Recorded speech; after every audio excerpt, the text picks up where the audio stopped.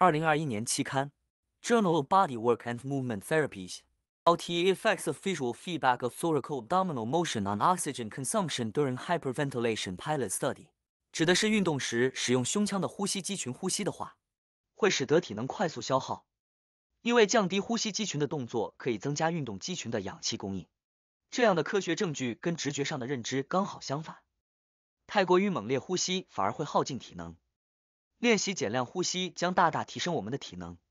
这样的练习我们知道并不简单，但只要掌握诀窍倒也不难。想知道更多，欢迎加入 YouTube 频道。疗愈身心的勇气，每周3晚上7点由 Book Link 医师一言的直播节目，如有需要可线上讨论。